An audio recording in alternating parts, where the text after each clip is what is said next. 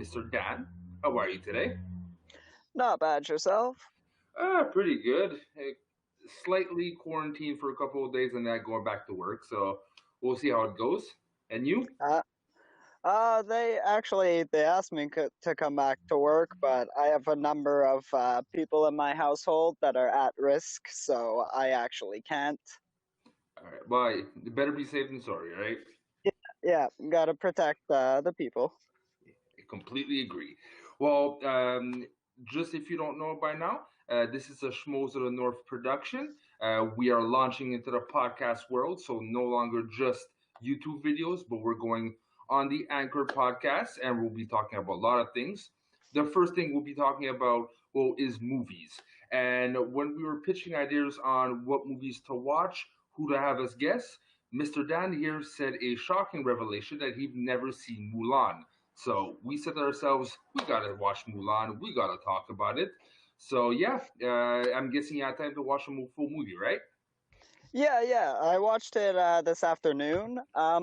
You had mentioned like you had kind of wanted to start with a Disney classic, Yeah. and it I I remember I had seen Mulan, but I've only seen it once, and I was like a little kid, so I was 3 when the movie came out. So There you go. So there's a lot of movies like that too. Like for me, it's like Homeward Bound. I remember it a bit, but so young, you see images, you see colors and movement, but you don't really retain the story. So I'm glad we can talk about it because it's a very interesting and very layered. Once you're more of an adult and watching it, there's a lot of things you can catch on what they're going for that you can't really catch on when you're small, right? yeah, I thought like a lot of it was pretty adult for a lot of like Disney movies. Yeah, Especially, I mean, it's 2020. It's a different world from 1998 when the movie was released. There's yeah, a little bit of language in the movie that is a bit yeah. inappropriate for today. Well, that's the issue with Disney, right? They kind of show where the mindset was back in the day, and including a couple of songs. Like I think one of his "Be a Man," Yeah, we'll get into that a bit later. Before we start, there's I've been researching a bit on the movie. There's a couple of interesting things. I don't know if you're aware of that. The movie is actually based on a true event or a true person that actually lived, and it's also based on one of the 6th century stories called Ballad of Mulan. It's based off a book also that's during the Ming Dynasty, and it's about a real woman who lived in the Wei Dynasty and actually fought the Mongolians for 12 years. So it's interesting because usually it's on fairy tales or like some stories, but this is one of the rare original rare movies that are actually based off of something that's not original, something that based off an actual person, you know? yeah, and it was. I mean, it's obviously. I mean, there wasn't a dragon in real life Yeah. in the story, but also it's a little aggrandized as well. I'm Hmm. sure, as all histories are. Yeah. Yeah. But No. Yeah. Go ahead. it's very interesting. Like you you don't hear a lot of stories about women in wars, even today. Like Mm.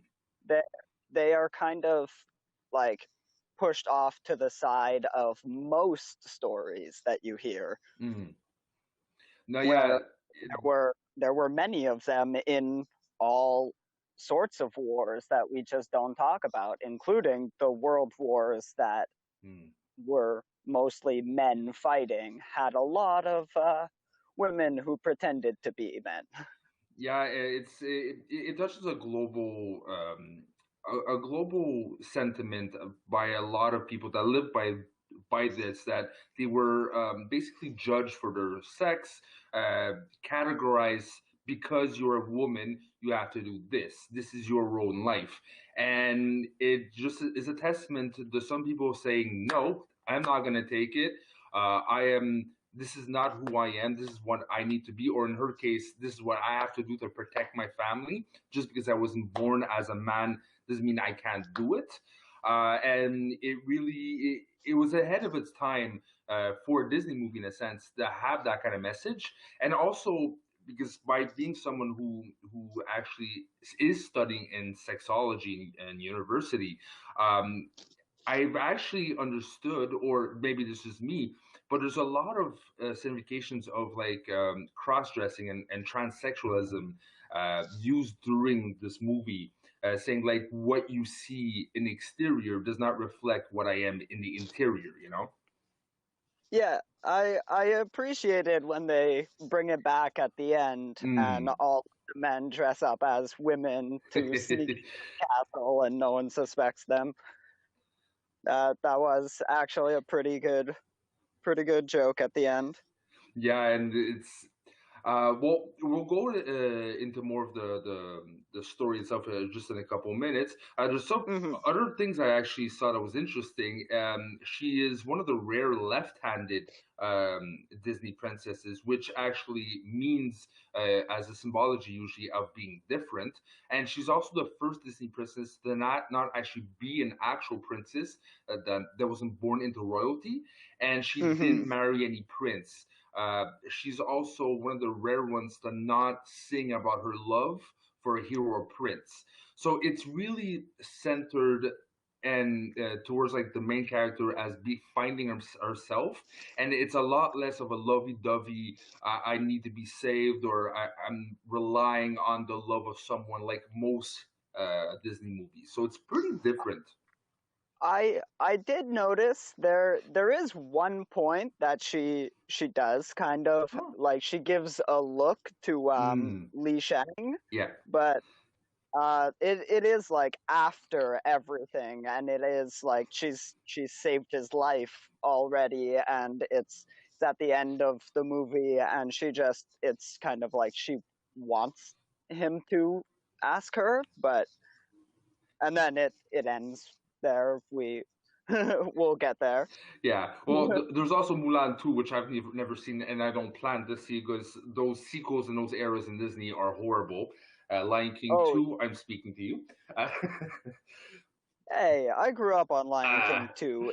It's not as bad as all of the other Lion Kings. Like I don't go near 1.5 or anything, but I'll I'll go to bat for Lion King too. all right, but maybe it's just me. Like most of the sequels, except for Aladdin 2, for some odd reason, I actually like it.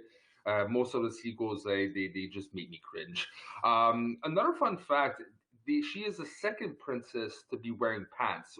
First of all, it was Jasmine, and this one kind of fits because she's portraying she has to be a male. But there's little symbologies like that are very interesting that Disney took time to really put in, you know? Yeah, that's interesting. I mean, I have never even thought of looking at that. Like I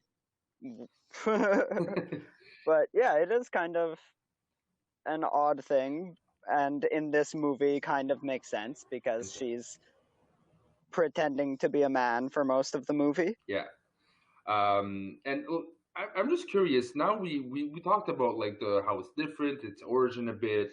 Let's talk about the movie itself.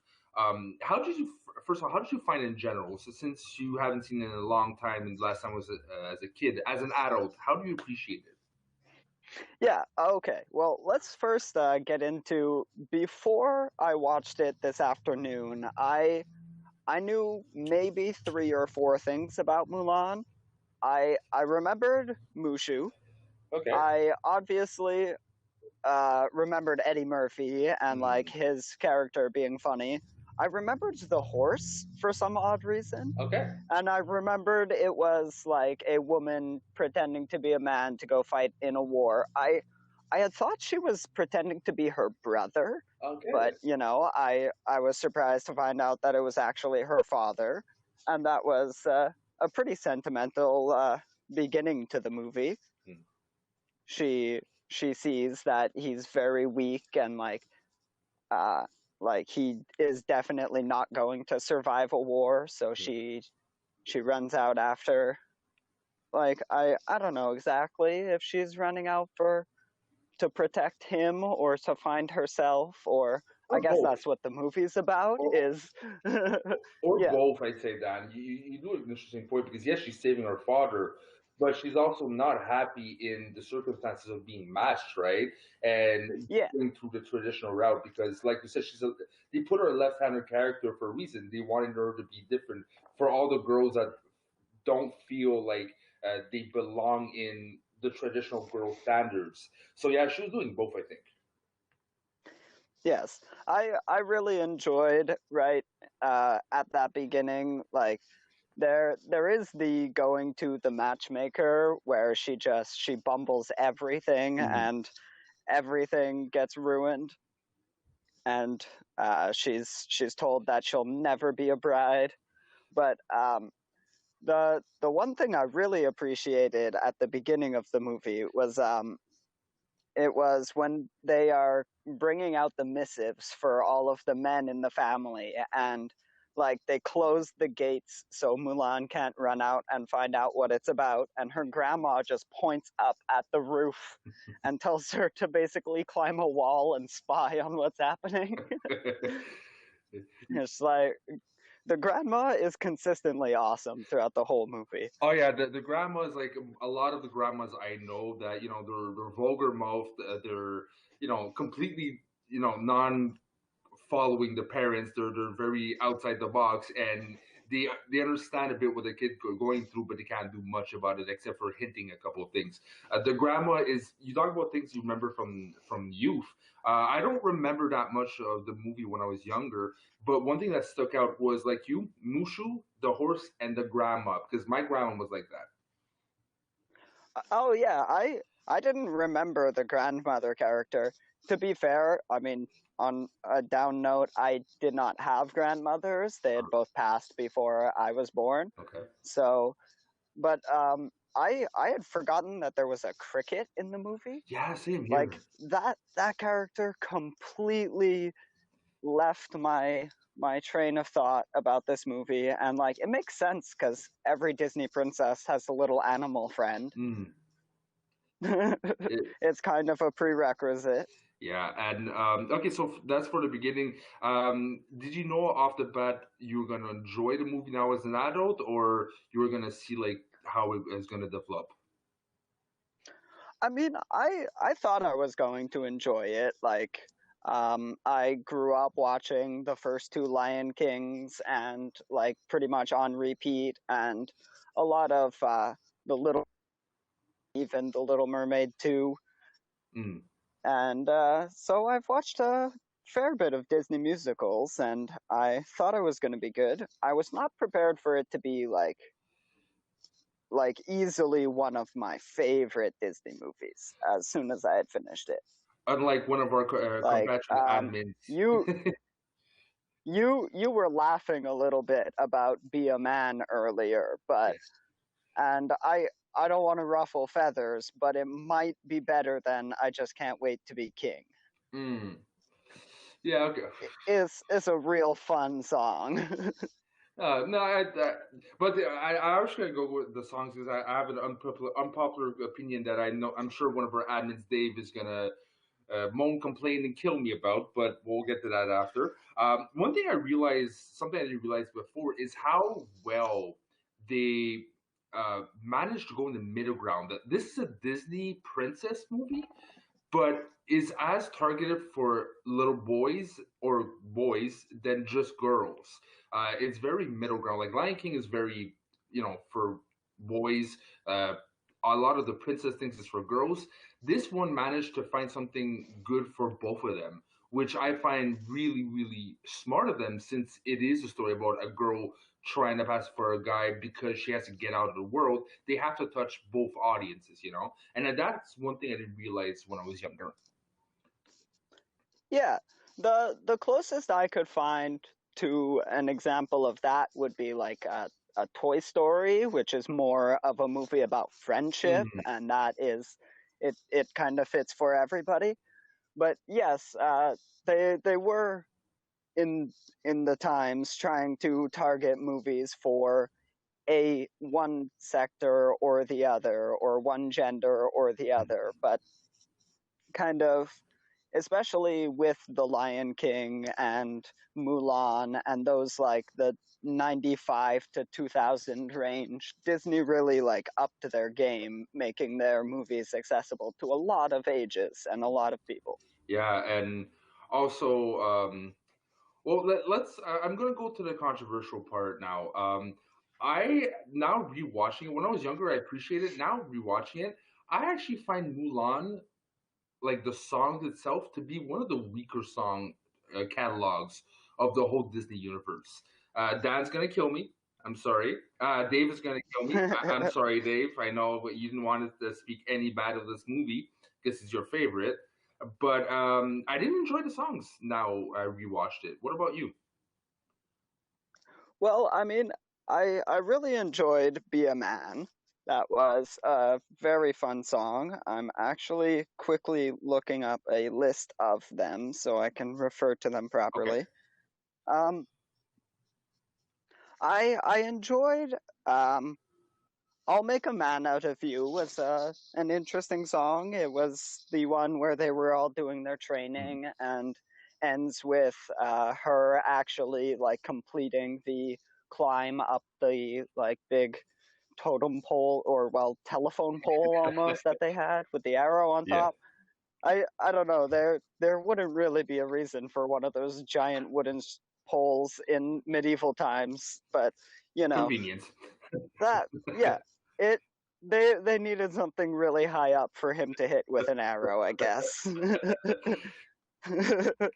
uh, But so you, yeah, like it's not like a Lion King where you could download the soundtrack and really just pick up any song if it was on shuffle, but as a whole, I find that the music fits the movie. mm. Yeah, it does fit the movie because I find it's one of the Disney movies that doesn't necessarily rely on the songs. The songs are not the forefront, like certain like Lion King, like we mentioned, is very music centric. Even though it has a really good story, they really put a lot of focus on it. The songs, it was for the training montages and a couple of moments, but it wasn't the main focus of it. And it kind of showed. Yes, like yeah, the other Disney movies, they use the songs for like plot points and to move the plot forward at times, whereas these were very much more complementary, and the story itself is what you wanted to be invested Yeah. in. Now, going, you said story itself. The story I find interesting because again, I didn't remember like the fighting scenes or the whole mountain scene, etc. With the Huns. I didn't remember at all, and I was kind of like set back, saying, "Oh, wow, this is a war movie. Disney did a war movie for the G audience." But it was very interesting to see Disney tap their hands into something usually more adult. Oh yeah, that um the scene where they're walking through the Mm. pass and they come upon the camp that has just been completely slaughtered. I was absolutely shocked that that was even in a Disney movie. Mm. And with the doll too, like they Like find that like hinting that the girl's dead. yes, and the whole like scene with the charging army. I I would actually like to pick out a couple of bad things that the villain made, because, I mean, he's not a very smart like tactician if he's going to charge with his entire army in in a pass that he has controlled for multiple days. Yeah, it's look. That's one of the weaker points of the movie is the villain itself. He wasn't fleshed out. He wasn't like put as a real menace, and like you said itself, he's not a very good general. So It helps that he's a Terminator and he's able to live through all sorts of crazy things. So yeah, I agreed. dig himself out of the snow and sneak in. If they were able to sneak in through the wall, why didn't they do that at the beginning and not bring the whole army? Because you wouldn't have a movie. Well, yes, but I like to poke fun at the villains because I do think that I could do better. Yeah, That's yeah. all. No, I completely. It's one of the weaker points of the movie, but at the same time, the focus was on Mulan and to show how clever she is. You know, like you kind of need to Yeah, juxtapose yeah, that. But yeah, it's one of the like more forgettable villains. Even though I liked his design, I forgot how like even for like small children, he's scary. You know, they really did him properly, but he wasn't fleshed out. But I love the design.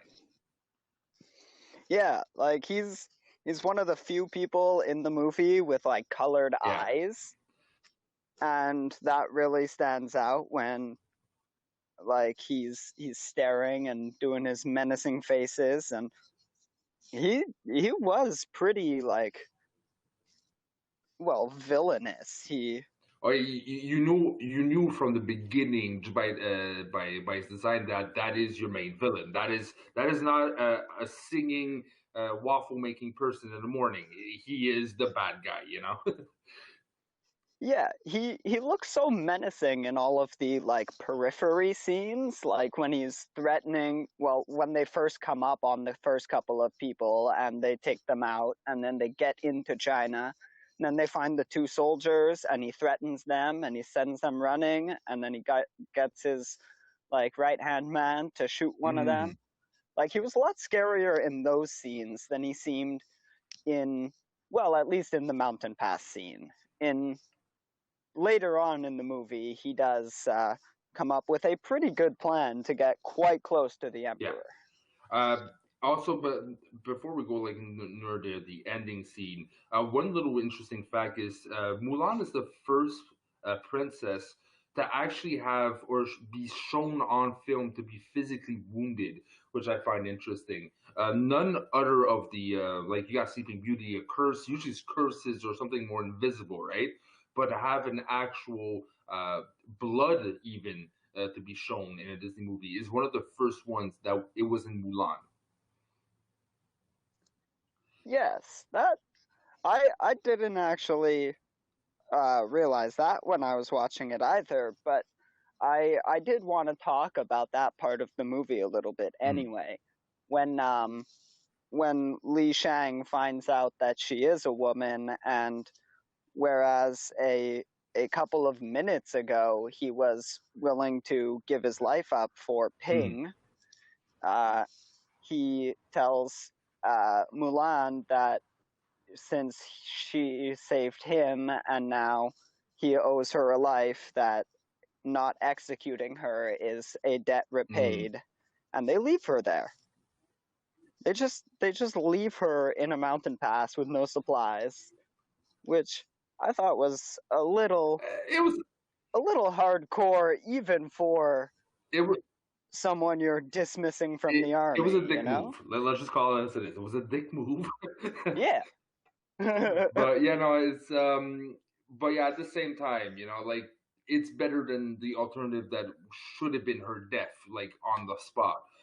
Which again shows you how it shows you like the mentality because I'm sure that happened, or I'm sure that that would have been a real consequence in those times. It shows you the mentality men had, uh, given the roles in society that it was that much of transgression. Yet she was their best fighter. She was the best thing out of that troop, but just because she didn't fit in their criteria, she was deserving of death or being, you know, left alone to die alone. So it just goes to show the logic is was completely ridiculous for something that is should have been, you know, that today's we finally get a bit more of a justice or something more equal that would have never happened in our day and age.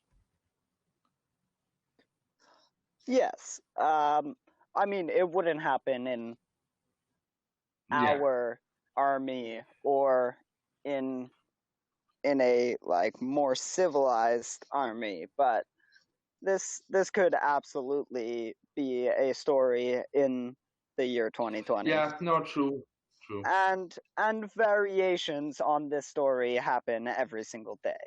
And it's a shame, and we we should kind of look at these movies and these messages as an opportunity to grow. Yeah, especially like it grow not just for like females, right? But if it was intentional or not, because it surely wasn't a discussion back in '98. But by be someone who studies in sexology, and I mentioned before, there was a really big message for me for if I was a young kid that felt like I was trapped in the wrong body.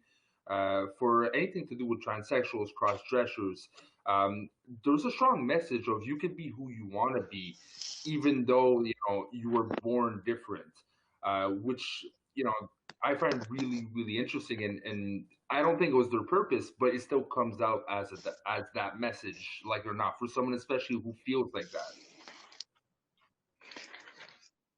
Yes, and I hope that, in the future we start to get messages that are for these people, and even better, made by those people for each other. But it's nice that like such a such a localized story can be applied to so many different people's uh very very unique Yep. struggles. No, that you pointed out perfectly. It's very unique. It's subjective to our own, but we can all take from that. It doesn't apply to me at all because I'm a heterosexual man that like knows who he is, but yet I can still see the message that can be applied to the daughter I'm expecting in July. There's a lot of things that we can get out as humans in that message, which is a message women have been crying out for centuries now. Yeah, and also like just the message of like pretending to be Mm, somebody else in order to overcome an mm, obstacle is something that can apply to even a straight white male that doesn't really have like the hardships of mm, sexism placed upon them, but does like you can always relate with mm. something. Yeah, And when it's taken care of, you can like start to view another perspective, and it keeps your mind open. completely agree. Wow, we went deep. Yes. That, no, Well, I really did think it was gonna come to this once I started watching the movie, because there are some very like subliminal yeah, messages in the movie about that, and it was much easier than tackling the entire like the they calling the army the Huns is kind of a slur in itself, I yeah. believe. And and and neither of us are capable of talking about the uh like living in the China sort of region, or that time, obviously, because it's centuries ago. So the one thing we can tackle yeah, is the male female sort of relationship in the one thing I movie. did realize, it kind of hit me that there's certain characters that sound so Asian, and as at one point I'm like, that guy sounds like he's from Texas. What is going on here? Like the voice work was not always consistent. I think they didn't always like hire Asian voice actors, which I don't think would pass in today's age. That felt kind of off to me. Well, you would be surprised. A lot of voice actors are like just your average people, and they're able to hit a very specific accent range, and whatever they can do, they Mm, do. But like especially in the 90s, voice acting wasn't as big as it is mm, today. I happen to like watch a lot of shows that are done by like voice actors, and they like are almost exclusively just like regular Caucasian people from random states mm. in America. But they've got a German, a Russian, Well, any sort of kind of accent that they need to in any situation. And Disney probably has a couple of those on their like roster, and they always just hire these people because it's mm, the cheapest. And for the big roles, you go out and you try and actually find somebody who is of that proper uh like the proper accent that you're looking for. Like you're not going to cast a like an American person to play Merida. You're gonna find someone who actually has a Scottish accent, and I agree, but at the same time, that's why I'd be like, yeah, maybe not just Asian voice actors. You're right on that, but at least make them sound Asian. Because there's a couple of times I'm like, yeah, that character sounded very Texas like, or that character. oh Like yeah, especially the very like supporting characters, just the ones that pop up have one or two lines. Those one or two lines kind of stick out with me. It's like, mm-hmm. yeah, that's not Asian for 2 cents.